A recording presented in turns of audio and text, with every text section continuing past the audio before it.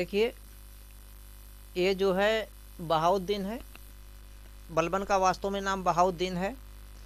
बहाउद्दीन बताने कि कई मार्केट में बिकने के लिए आता है और अंततः कहाँ पे आता है? दिल्ली में। दिल्ली में बिकने के लिए आया है। दिल्ली में हुआ क्या था, ये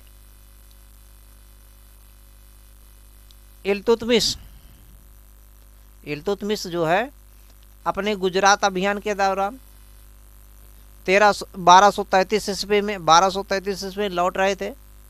तो गुजरात अभियान के दौरान जो है इन्होंने इल्तुतमिश ने इसे खरीदा था और इसको अपने पास सेना में रखे गए। खरीदे क्यों जाते थे? मुख्य रूप से जो लोगों को खरीदा जाता था, दास बनाया जाता था सेना में भर्ती के लिए। हालांकि इसके साथ अन्य भी काम लिए जाते थे, लेकिन मुख्यतः जो काम था सेना में भर्ती के लिए लिया जाता था। तो इसकी योग्यता इतनी थी कि आगे कई पद लेते हैं। तो इल्तुतमिश ने सबसे पहले, देखिए, इल्तुतमिश जब लाते हैं तो सबसे पहले इसका जो है इसकी योग्यता के बल पर अपने यहाँ जो है अपने पास में रख लेते हैं और इसे खासदार, इल्तुतमिश ने इसे कौन सा पद ले लिया है? खासदार दे दिया है। इल्तुतमिश ने इसे जो है खासदार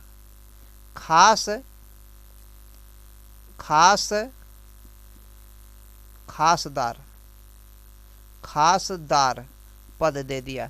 खासदार का मतलब होता भैया, खासदार मतलब होता है यानी कि जो सुल्तान है, सुल्तान मतलब जो इल्तुतमिश है उसका बहुत पर्सन आदमी, मेन आदमी, मुख्य आदमी, वही खासदार। लोग नहीं कहते हमारे खास मेहमान हैं, कहते हैं ना ये हमारे खास। तो खासदार पद दे दिया। फिर इल्तुतमिश के बाद में कौन आते हैं? इल्तुतमिश के बाद में आराम शाह का बहुत ज़्यादा रोल रहता नहीं।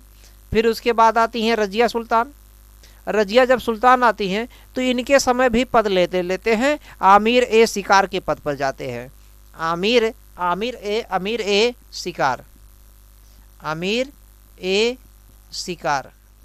आमिर ए शिकार का पद ले लेते हैं। कौन? ये बलबन। और आगे यही बलबन जो है, बलबन ऐसी भूमिका निभाते हैं कि आगे एक शासक को उतार के दूसरे शासक को, तीसरे शासक को उतारना हटाना इनका पेशा था। यही काम करते थे। पूरी की पूरी राजनीतिक सत्ता को उथल पुथल मचाए थे। और आते आते जो है जब रजिया और बहराम शाह में, सुनेंगे, रजिया और बहराम शाह में टकराव होता है तो इन्होंने बहराम शाह का पक्ष लिया है। और बहराम शाह के समय में इन्होंने अमीर ए आखुर का पद लिया है। अमीर ए आखुर का पद लिया है। अमीर ए आखुर का पद, अमीर ए आखुर का मतलब होता है ये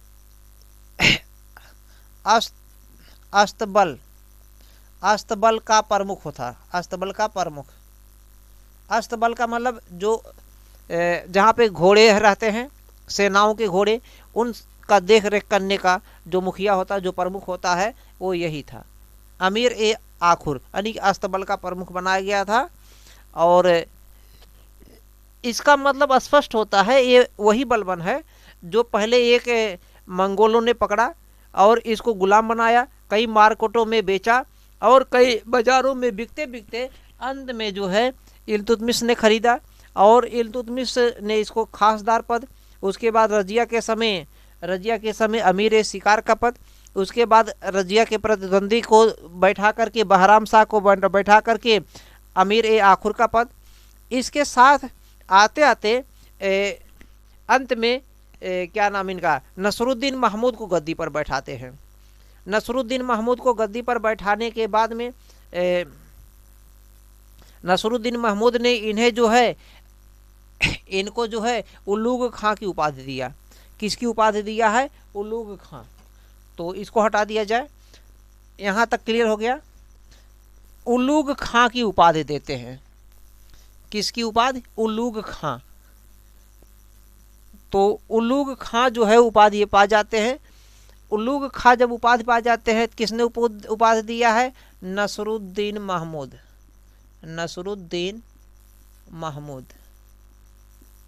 नसरुद्दीन महमूद हैं, इन्होंने उपाधि दिया है किसको, बलबन को, उलूग खां की, उलूग खां की उपाधि दिया है, उलूग खां की उपाधि पा गए हैं। अब बलबन ने अपना और अधिक प्रभाव जमाने के लिए अपनी पुत्री का विवाह जो है नसरुद्दीन महमूद से कर देते हैं।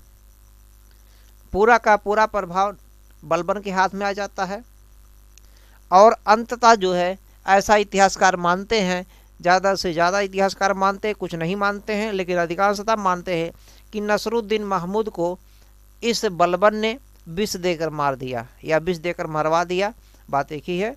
तो लेकिन ये अस्पष्टता होता है कि विष दे के मारा गया है, हालांकि आज के इतिहासकार जो है इस तथ्य को मानने से इनकार कर देते हैं। तो नसरुद्दीन जब महमूद मर जाते हैं, इनका मृत्यु हो जाता है, चूंकि इनके कोई संतान नहीं था, इनके कोई पुत्र नहीं था, इसलिए अगला उत्तराधिकारी जो है बलबन बनते हैं।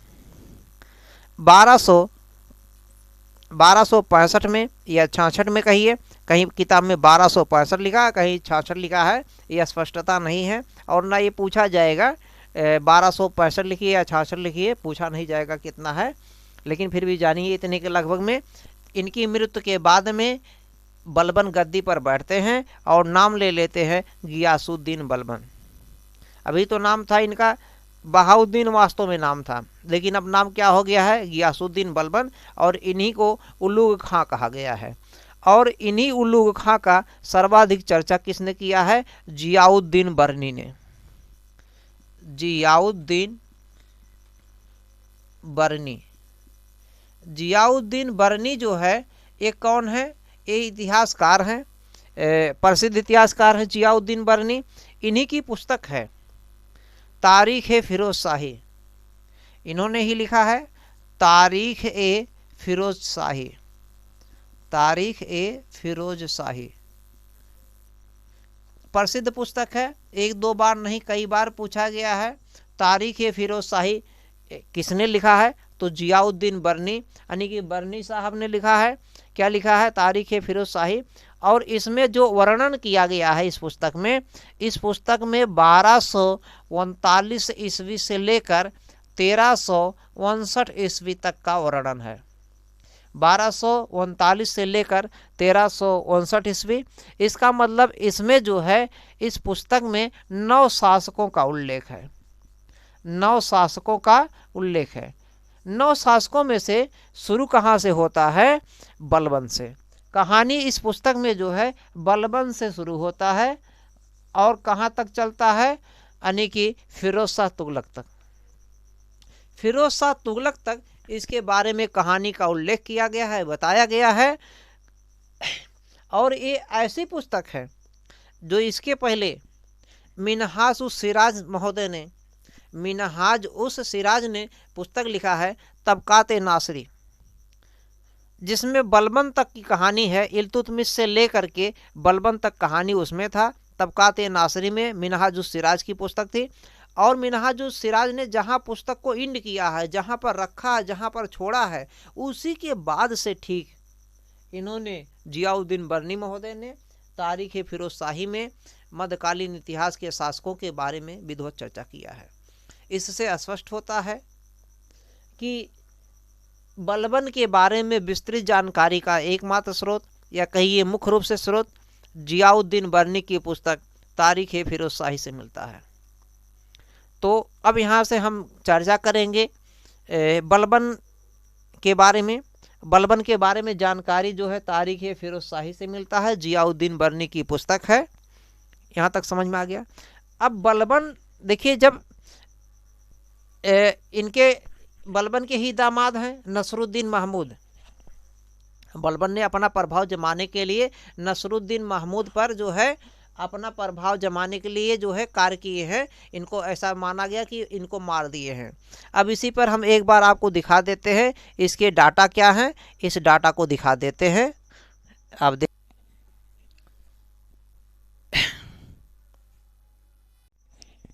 आप देख पा रहे होंगे। गुलाम वंश में पहले कौन आते हैं, कुतुबुद्दीन ऐबक संस्थापक हैं। कुतुबुद्दीन ऐबक के बाद में आराम साहब आते हैं गद्दी पर। कुछ समय के लिए रहते हैं। इनके बाद में इल्तुतमिश, और इल्तुतमिश के बाद में रुकनुद्दीन फिरोज शाह, और रुकनुद्दीन फिरोज शाह के बाद में रजिया, रजिया के बाद में बहराम शाह आते हैं, पूरा नाम है मुइजुद्दीन बहराम शाह। उसके बाद आते हैं अलाउद्दीन मसूद शाह, अलाउद्दीन मसूद शाह के बाद में नसरुद्दीन महमूद आते हैं, और इसके बाद में गियासुद्दीन बलबन आते हैं। अब इसमें यही नसरुद्दीन महमूद है जिनसे बलबन ने अपनी पुत्री का विवाह किया है। ये बलबन ने अपनी पुत्री का विवाह इन्हीं से किया है। इसका मतलब ये जो है दामाद हो गए, और ये कौन हो गए, ससुर हो गए, ससुर, ससुर है ना। तो बलबन ने ही अपनी पुत्री का विवाह नसरुद्दीन महमूद से किया है, और ऐसा माना गया है कि बलबन ने अंत में नसरुद्दीन महमूद को विष देकर मार दिया, चले गए बेचारे जहाँ जाना था। तो अंत में गद्दी पर कौन बैठते हैं, यानी कि सुल्तान कौन बनते हैं, क्या नाम, बलबन, गियासुद्दीन बलबन ये सुल्तान बनते हैं। इन्होंने क्या किया है, इन्होंने सबसे पहले राजत्व का सिद्धांत लाया, राजत्व का सिद्धांत।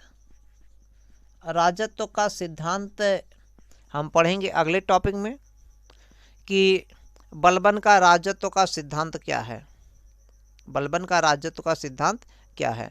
हालांकि अभी बलबन के बाद में ये अपने जीते जी अपने बड़े पुत्र महमूद के जो पुत्र थे, कै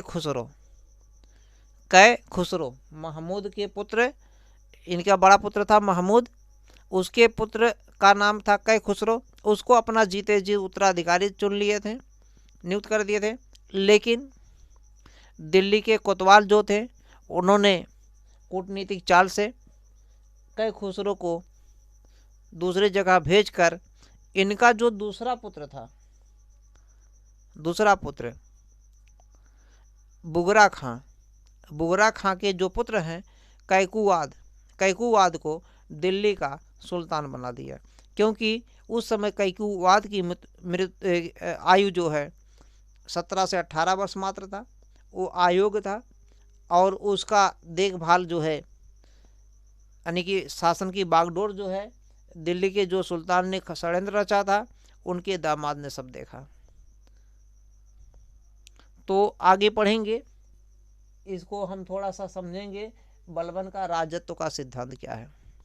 क्योंकि यहाँ से अगर हम बात करते हैं, इल्तुतमिश का जब मृत्यु हो जाता है, इल्तुतमिश के मृत्यु के बाद से रुकनुद्दीन जो है फिरोज हैं, रजिया है, बहराम है, मसूद है, नसरुद्दीन महमूद हैं, ये सब जितने भी शासक आए हैं, इन शासकों के समय सुल्तान की प्रतिष्ठा धूमिल हो गई थी, मान मर्यादा नहीं रहा, सम्मान नहीं रहा।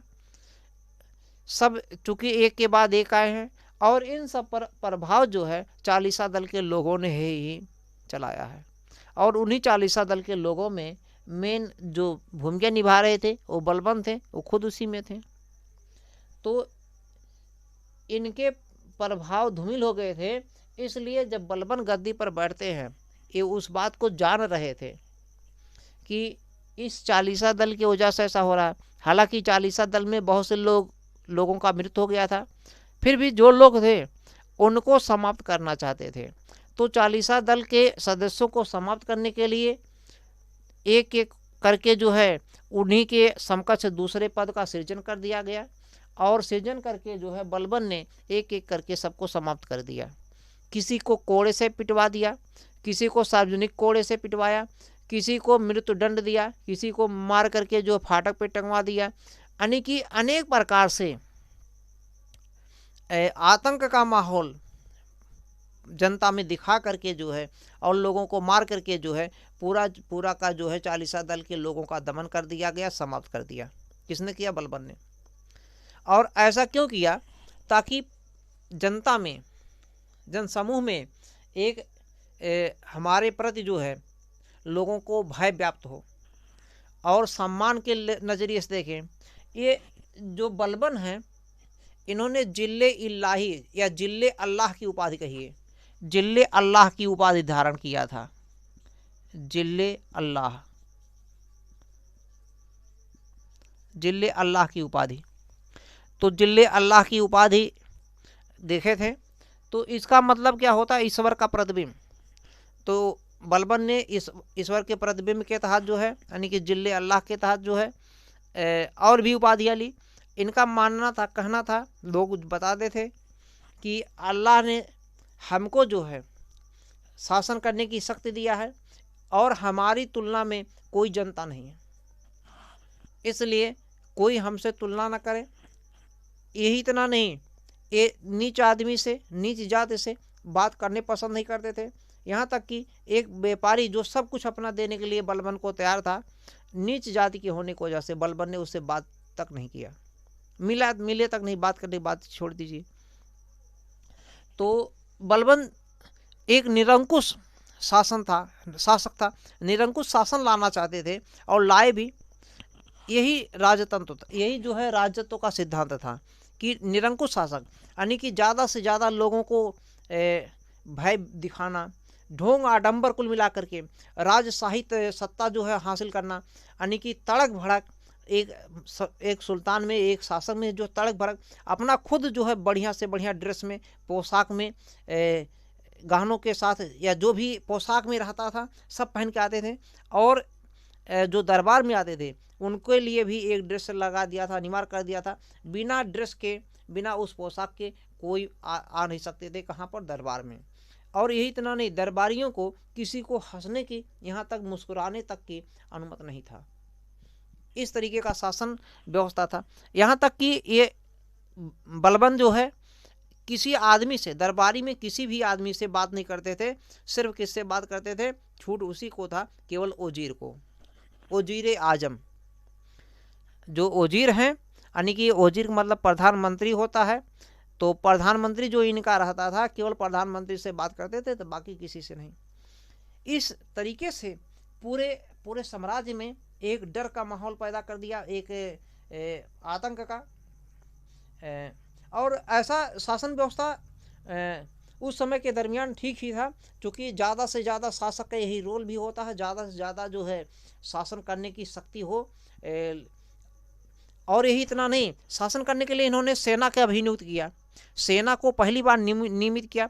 जो इल्तुतमिश ने एकता प्रणाली लाया था, इल्तुतमिश ने, जिसकी व्याख्या हम लोग जान चुके हैं, निजामुल मुल्क जुनैदी की पुस्तक सियासतनामा में मिलता है। निजामुल मुल्क जुनैदी है, इल्तुतमिश के पीएम थे, प्रधानमंत्री थे, वजीर थे, वजीर आजम थे। तो उस वजीर आजम की पुस्तक सियासतनामा में एकता प्रणाली का उल्लेख मिलता है। तो उसको जो है इन्होंने समाप्त कर दिया, हटा दिया। क्योंकि एकता का मतलब क्या होता, भूमि दे दिया जाता था। जो बड़े बड़े अधिकारी लोग थे, सैनिक लोग थे, उनको भूमि दे देते थे, और वही भूमि जल करके आगे वो लोग बड़े बड़े साम्राज्य स्थापित कर लिए, स्वतंत्र हो गए। तो इन्होंने क्या किया, उसको हटाई दिया। एक अच्छा काम किया। और साथ में सेनाओं को नगद वेतन देने शुरू किया। और सेना में जो भर्ती की है सैनिकों की, योग्यता के बल पर, प्रतिष्ठा के बल पर, शक्तिशाली लोगों की, दिमाग में पर, शारीरिक रूप से ऐसे लोगों को जो योग्य लोग हैं, और नगद वेतन देने की व्यवस्था किया, नगद वेतन। तो कई सुधार किए हैं इन्होंने। इस पर हम विस्तार में चर्चा करेंगे अगले टॉपिक में। इसी पर हम रोक देते हैं। धन्यवाद।